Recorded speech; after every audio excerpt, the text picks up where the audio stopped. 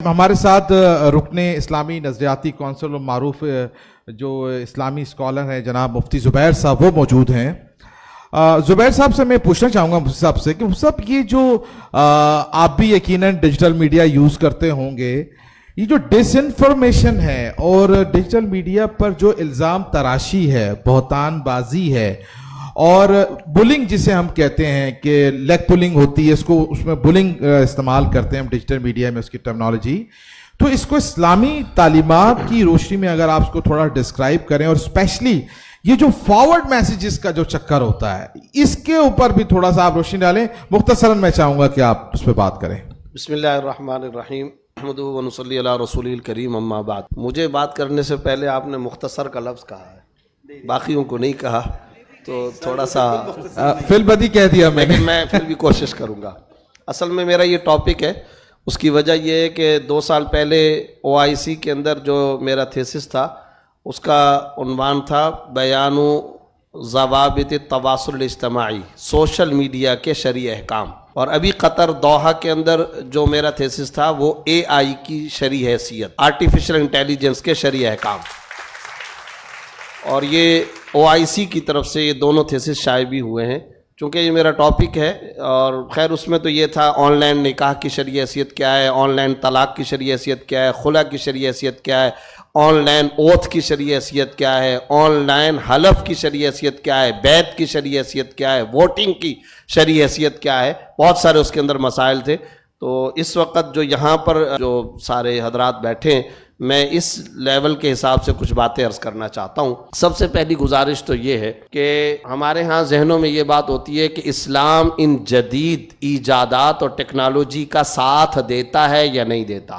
تو آج پہلا پوائنٹ تو یہ ذہن میں بٹھا لیں کوٹ کر، ساتھ نہیں دیتا، ٹیکنالوجی اور سائنس بہت پیچھے ہے، اسلام ان کی امامت کا فریضہ انجام دیتا ہے۔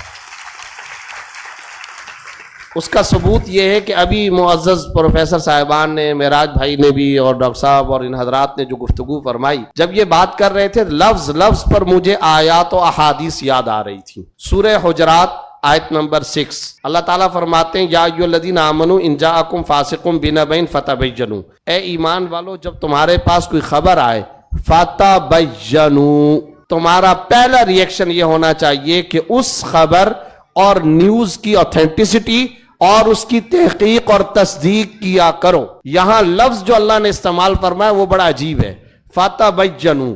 ڈکشنری اگر آپ کھولیں، بانا یبینو کا ترجمہ ہوتا ہے جیسے دوپہر کے 2 بجے 1 بجے نصف النہار سورج کی روشنی میں چیزیں کلیئر اور واضح نظر آتی ہیں۔ یہ اس قدر اہم ترین پوائنٹ ہے، قدم قدم پر۔ چونکہ وقت بہت کم ہے اور میں نے جیسے کہ کہا کہ مجھے مختصر کرنے کا بھی کہا گیا، تو میں یہ عرض کرنا چاہتا ہوں میرا کام فتوے کا بھی ہے، یعنی ہم فتویٰ دیتے ہیں۔ مرد آتا ہے، میں نے اپنی بیوی کو غصے میں 1 طلاق دے دی، میں نے اپنی بیوی کو 1 طلاق دے دی، یہ ہوا، what is your personal opinion about this case? اب وہ ہم سے سوال کے جواب دے، اب ہم ان کو کھودتے کریدتے ہیں۔ یقین کریں ہم ان کو یہ کہتے ہیں بیوی کا بیان لے کر آئیں یا بیوی کو لے کر آئیں۔ جب وہ بیوی آتی ہے تو پتہ چلتا ہے 17 طلاقیں دے چکا ہے، اور ہم نے کیا فتویٰ دینا تھا، وہ کہہ رہے 1 یا وہ کہہ رہے 2۔ اب جب بیوی آتی ہے تو بتاتی ہے اس کا بیہیویئر میرے ساتھ کیا ہے، نان نفقہ نہیں دیتا، خرچہ نہیں دیتا، ڈیلیوری کے اخراجات تک نہیں دیتا، قیام، طعام، لباس، علاج، معالجے کے حوالے سے مجھے کیا کیا مشکلات۔ اور جب وہ شوہر آیا تھا تو وہ سارے کے سارے جرائم بیوی کے بیان کر رہا تھا۔ یعنی یہ ایک فتوے کے حوالے سے میں نے آپ کو بات بتائی حالیہ۔ اب آپ تازہ دیکھیں، بلوچستان کا واقعہ پیش آیا، سب نے مذمت کی اور کرنی چاہیے، اور قتل ہوا ہے، جس نے بھی اس خاتون کو مارا 100% غلط کام کیا، اور ہم سب کو اس کی مذمت مل کر کے کرنی چاہیے شرعی طور پر بھی۔ لیکن میں جو پوائنٹ ریز کرنا چاہ رہا ہوں وہ یہ کہ پہلے خبر کیا آئی ہے، پسند کی شادی، پہلے یہ خبر آئی نا سب کو، اور سب اس کے اوپر ہم سے بھی پوچھا گیا، بہت سارے ٹاپ اسٹریم میڈیا کے جو چینلز کے حضرات تھے انہوں نے مجھ سے بھی پر لیا، تو میں نے کہا پسند کی شادی کی شریعت میں اجازت ہے، اللہ رسول شریعت اسلامیہ نے پسند کی شادی کی اجازت دے رکھی ہے، بلکہ شادی تو ہونی ہی پسند کی چاہیے، ناپسند کی تو شادی نہیں ہوتی، وہ تو جبری گزارا ہوتا ہے، میرج نہیں ہوتی وہ۔ مفتی صاحب جی اس کو دوبارہ سے کہہ دیجیے۔ ہاں، یہ ہمارے نوجوان بھائیوں کے لیے، بہنوں کے لیے، شادی کے بارے میں یہ کہنا کہ پسند کی شادی جائز ہے یا نہیں, تو میں آگے بڑھ کر کے کہتا ہوں شادی ہونی ہی پسند کی چاہیے. یہ نوجوان اس کے اوپر بہت زور سے تالیاں بجا رہے ہیں. جی. جبری شادی جو ہوتی ہے وہ جبری گزارا ہی ہوتا ہے. خیر بہرحال, اب پسند کی شادی کا شریعت نے اختیار دیا ہے ایک نوجوان لڑکی کو. آپ اندازہ لگائیے, حضرت فاطمہ الزہرا سلام اللہ علیہا, ہم سب کی گردنیں جھک جاتی ہیں ان کے ادب و احترام میں.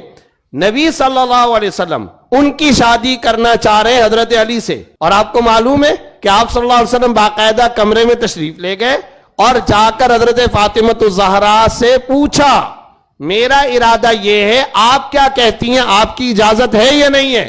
ذرا آپ اندازہ لگائیں, نبی کے ادنا اشارے پر پوری امت جان قربان کرنے کے لیے تیار ہے, تو سب سے زیادہ لاڈلی اور پیار کرنے والی بیٹی کیوں نہیں جان قربان کرے گی؟ اس کے باوجود نبی صلی اللہ علیہ وسلم اپنی بیٹی سے جا کر کے پوچھ رہے ہیں, آپ کی مرضی ہوگی, آپ کی پسند اور اجازت ہوگی, آپ کی رضامندی ہوگی, تب جا کر کے میں یہ کام کروں گا. جو میں پوائنٹ ریز کرنا چاہ رہا ہوں, پھر دوسرے ٹاپک پر نہ چلے جائیں, وہ یہ ہے کہ پہلے خبر یہ آئی, اس کے بعد کہانی بالکل تبدیل ہو گئی. اچھا, لیکن میں ایک بات یہاں پر یہ بھی بتا دوں, کہانی جو تبدیل ہوئی اس کے مطابق بھی کسی کو مارنے کی اجازت نہیں ہے. کیوں؟ اس کی وجہ یہ کہ بھائی اس کے لیے عدالت ہوگی, بائی دا کورٹ جو فیصلہ ہوگا, گواہ ہوں گے, بجنا ہوگا, مدعی ہوگا, مدعا ہوگا, استغاثہ ہوگا, شہادت ہوگی, مرافعہ ہوگا, قاضی ہوگا, جج ہوگا.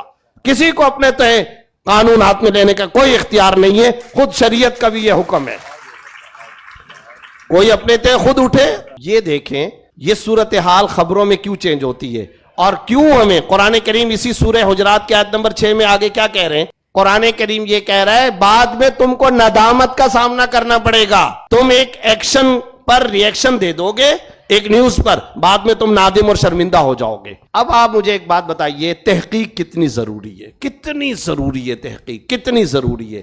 یعنی آپ اس کا اندازہ نہیں لگا سکتے کہ جب تک آپ کے پاس کسی نیوز کی اوتھینٹسٹی نہ آ جائے اور مکمل انویسٹیگیشن جب تک نہ ہو جائے, خدا را اس خبر کو آگے نہ پھیلائیں. اب میں یہاں ایک اور مثال دیتا ہوں, بڑی انٹرسٹنگ, ویری انٹرسٹنگ. توہین رسالت کا مسئلہ ہوتا ہے نا, تو ہم کیا کرتے ہیں, ہمارے جذبات کیا ہوتے ہیں؟ ہمارے جذبات یہ ہوتے ہیں کہ توہین مذہب یا توہین قرآن یا توہین رسالت کا مسئلہ ہے, تو اس مسئلے کے اندر ہم مرنے کے لیے تیار ہوتے ہیں. اور ظاہر ہے محبت کے اندر, عقیدت رسول صلی اللہ علیہ وسلم کے اندر یقیناً ہم سب کا یہ جذبہ ہوتا ہے. میں آپ کو ایک چھوٹا سا کیس بتاتا ہوں کہ اتھینٹسٹی, تحقیق تحقیق تحقیق کتنی ضروری ہے. پنجاب کے ایک دیہات کے اندر ایک واقعہ پیش آیا.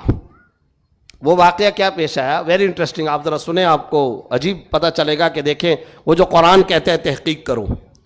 واقعہ یہ پیش آیا کہ ایک خاتون جس کے گھر کے ساتھ, بالکل اس کے گھر کے ساتھ ملا ہوا معاملہ یہ ہوا کہ ایک شخص کا گھر ہے, اور یہ خاتون ایک مرتبہ باقاعدہ اپنی کھڑکی سے, بالکنی سے باہر نکل کر کے یہ کہہ رہی ہے کہ میرے اس پڑوسی نے قرآن کریم کی توہین کی ہے. اب وہ خاتون چلا کر کے یہ کہہ رہی ہے, اور پھر ساتھ میں وہ کہہ رہی ہے قرآن کریم کی توہین نہیں کی, قرآن کو جلا دیا. چنانچہ آس پاس کے پڑوس کے جو لوگ ہیں, یہ ہمارے پاس ایک مرتبہ کیس آیا, آس پاس کے جو پڑوس کے لوگ تھے وہ گھر کے اندر اسی جوش و جذبے کے ساتھ اندر گھسے. جب گھسے تو وہ عورت کیا کہہ رہی ہے, اس آدمی نے, پڑوسی نے قرآن کریم کو تنور میں, آگ میں جلایا ہے, توہین کی ہے اس نے. اب لوگ اندر گئے, آپ حیران ہوں گے, جب لوگ اندر گئے تنور کو دیکھا تو واقعی بندہ کھڑا ہے اور قرآن کریم تنور کے اندر ہے, اور وہ قرآن کریم جل رہا ہے, اور باقاعدہ وہ جو آدمی ہے پڑوسی وہ بھی سامنے کھڑا. اب میں آپ سے پوچھنا چاہتا ہوں, what is your personal opinion, کیا واقعی آپ کو کیا نظر آ رہا ہے کہ توہین ہے یا نہیں؟ بندہ کھڑا ہے, تنور ہے, اس میں آگ کے اندر قرآن کریم کو جلایا گیا, واضح طور پہ نظر آ رہا ہے. اب کلیئر کٹ بات, مجھے علیحدگی میں کوئی بتائے, آپ کو بتائے, آپ کو بھی جوش آئے گا یقیناً کہ یار دیکھو عورت کہہ رہی تھی قرآن کریم کو جلا دیا, اندر ڈال. آپ اگلی بات سن کر کے حیران ہوں گے, جو وہاں پر مجمع جمع ہوا گروہ, اس گروہ نے, جیسے میں نے پہلے کہا تھا قانون کسی کو ہاتھ پہ لینے کی اجازت نہیں ہونی چاہیے, اور زیادہ سے زیادہ اگر آپ کو مسئلہ ہے قانون کے حوالے کریں, بائی دا کورٹ جو کچھ ہوگا سو ہوگا. لیکن جو مجمع کھڑا تھا اس مجمع نے یہ کام کیا کہ اس بندے کی پٹائی شروع کی, مارنا شروع کیا, بندہ قتل ہو گیا, بندے کو قتل کر دیا.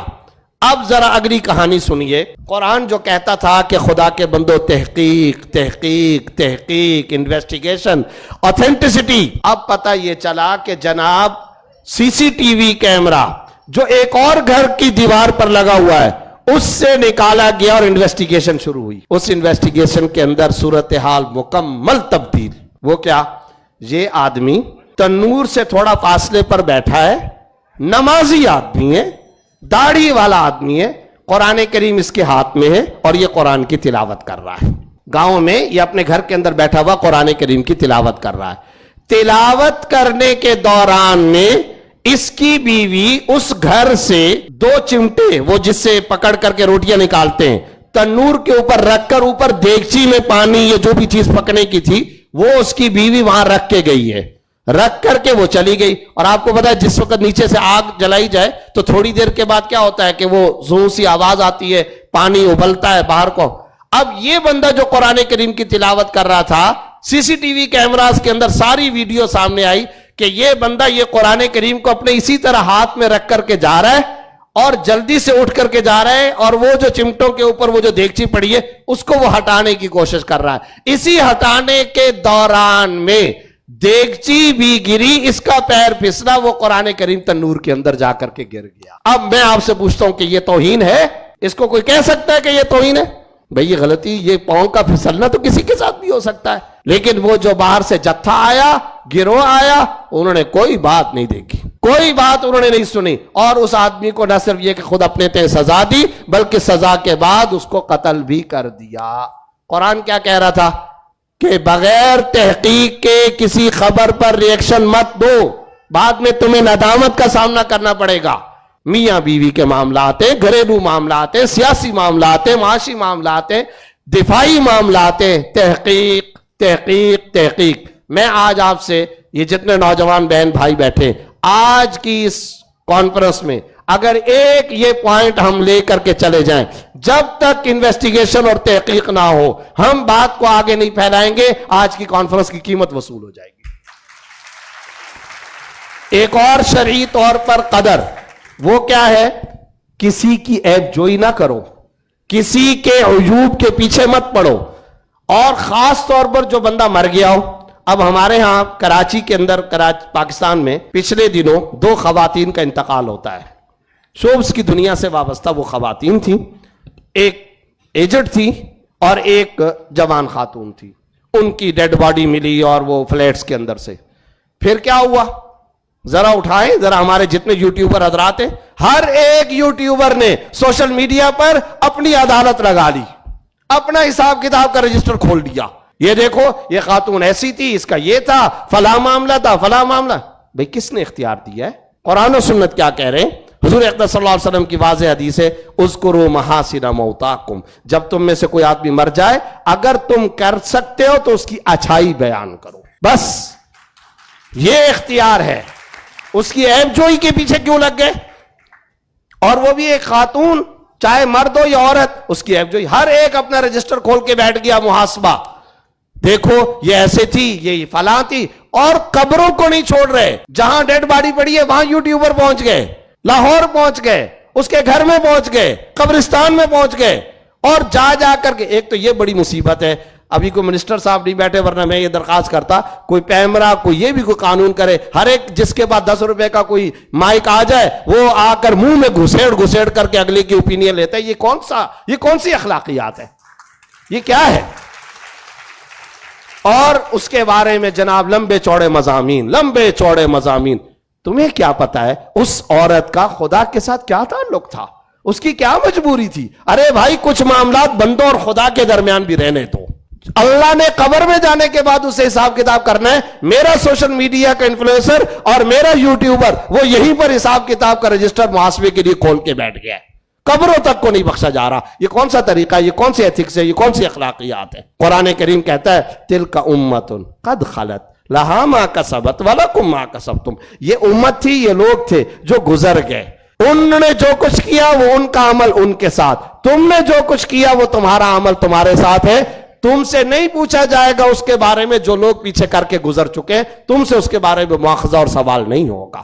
آپ صلی اللہ علیہ وسلم کی ایک اور حدیث ہے، اذا مات صاحبکم، جب تم میں سے کوئی آدمی مر جائے، فلا تقعوا فیہ، اس کی عیب جوئی نہ کرو، اس کی برائیوں کو بیان کرنے سے رک جاؤ، تھم جاؤ. اس کے لاواحقین کو کتنی تکلیف ہوگی.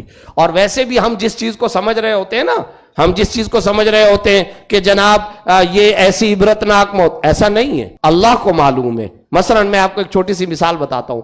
واش روم میں کسی کا انتقال ہو جائے، میرے اور آپ کے دماغ میں فوراً کیا بات آتی ہے؟ او ہو کیسی بری موت، کیسا برا خاتمہ، واش روم کے اندر مر گیا، ٹوائلٹ میں مر گیا. کس نے آپ کو اور مجھے جج بنایا؟ ہو سکتا ہے کہ میرے گھر کا وہ بزرگ، آپ کے گھر کی وہ بزرگ خاتون اگر واش روم کے اندر فوت ہوئی ہے، وہ تہجد کی نماز پڑھنے کے لیے، وضو کرنے کے لیے واش روم گئی ہو، تو شہادت کی موت ہے، اور آپ کہہ رہے ہو یہ عبرتناک موت ہے. کوئی خاتون اگر اس کی ڈیڈ باڈی فلیٹ کے اندر ملی ہے تو ہو سکتا ہے بیچاری کس بے بسی کے اندر گئی ہے، اللہ نے اس کو شہادت کا درجہ دیا ہو، اور تم اس کے خلاف مضامین اور عیب جوئی کر رہے ہو. کس نے یہ اختیار دیا ہے؟ کسی کے عیب کے پیچھے نہیں پڑنا چاہیے. پہلی گزارش انویسٹیگیشن، تحقیق، اوتھینٹسٹی. دوسری گزارش عیب جوئی نہیں ہونی چاہیے. قدریں ہیں پرانے ہمارے بزرگوں، اور جو گاؤں کے اندر کسی کا انتقال ہو جاتا تھا، کوئی جا کر کے اگر چٹائی پر تعزیت کے لیے بیٹھتا تھا، اگر کوئی کسی کے بارے میں بری بات نہیں کہتا تھا، اور اگر کوئی کہنے لگتا تھا، ساتھ بیٹھے ہوئے 10-15 افراد اس کو کہتے بس چپ ہو جاؤ، وہ اس دنیا سے چلا گیا ہے. جو دنیا سے چلا گیا اس کے لیے اچھائی کے بول بولو، اچھائی کے بول. آخری بات جو میں کرنا چاہتا ہوں، سیاست کے حوالے سے، ڈیفنس کے حوالے سے بھی میں اپنے نوجوان بھائی بہنوں سے کہتا ہوں، کوئی چیز جو آپ کے سامنے آتی ہے، آپ کو لگ رہا ہے کہ نہیں یہ تو اسی طریقے سے حق ہے، لہذا میں بول دوں، لہذا میں کر لوں. ذرا سوچا کرو، یہ جو اس وقت آپ کے سامنے رسی ہل رہی ہے، اس رسی کا سرا کس کے ہاتھ میں ہے؟ ذرا اس کی بھی انویسٹیگیشن کر لیا کرو. یہ کون ہلا رہا ہے اور اس کا پرپس کون ہے، بینیفیشری کون ہے، مقصد کیا ہے؟ ہمیں کچھ اور نظر آتا ہے، حقیقت میں کچھ اور. میں اسلامی نظریاتی کونسل کی طرف سے اسلام آباد کی ایک میٹنگ تھی، اس میں نے کچھ حضرات افواج پاکستان کی بیٹھے ہوئے تھے. میں نے ان سے کہا کہ عام طور پر سوشل میڈیا پر جو چیزیں نظر آتی ہے، جس انداز میں اس کو پیش کیا جاتا ہے وہ اس طرح سے ہوتا نہیں ہے. یہ تجربہ ہو چکا ہے، وہ اس طرح سے نہیں ہوتا. بس اب چھوٹی سی ایک بات کر کے معذرت، معافی، ٹائم زیادہ لے لیا. سما ٹی وی پر مجھے ایک مرتبہ بیپر کے لیے کال آئی. ایک خاتون ہے، بہاولپور کے اندر اس کا واقعہ پیش آیا، اور وہ خاتون کو کسی نے مار دیا. جب مار دیا تو اس خاتون کی جوتیاں پڑی ہوئی تھیں، اور ایک درخت کے نیچے اس کی ڈیڈ باڈی پڑی تھی. تو مجھے فون آیا، میں آپ کو اپنا تجربہ بتا رہا ہوں، فون ہے، میں نے کہا بہت غلط کام کیا، خواتین کی عزت ہوتی ہے، یہ اسلامی جمہوریہ پاکستان ہے، ایسے کبھی بھی نہیں کرنا چاہیے، بہت غلط کام کیا. ٹھیک ٹھاک میں نے بیپر میں فائرنگ کر دی جو کرنی تھی. ہوا کیا، بعد میں وہاں سے بہاولپور کے اسی علاقے سے کچھ معززین کی کال آئی میرے پاس. انہوں نے کہا مفتی صاحب آپ نے یہ رائے دے دی، آپ کو پتا ہے اس خاتون کا معاملہ کیا تھا؟ میں نے کہا جی مجھے آئی ڈونٹ نو، مجھے نہیں پتا. انہوں نے کہا کہ اس خاتون کا معاملہ یہ تھا کہ یہ ڈاکوؤں کا ایک گینگ چلاتی تھی، اور ہمارے علاقے کے 18 افراد کو یہ قتل کر چکی ہے، اور انہی مقتولین میں سے کسی کے وارث نے آج اس کو قتل کیا. اب ہمارے پاس زیادہ سے زیادہ اصولی موقف صرف اتنا رہ جاتا تھا کہ جناب اگر کسی بھی ملزم یا مجرم کو سزا دینی ہے تو وہ ریاست کا کام ہے، لیٹ دی کورٹ ڈیسائیڈ.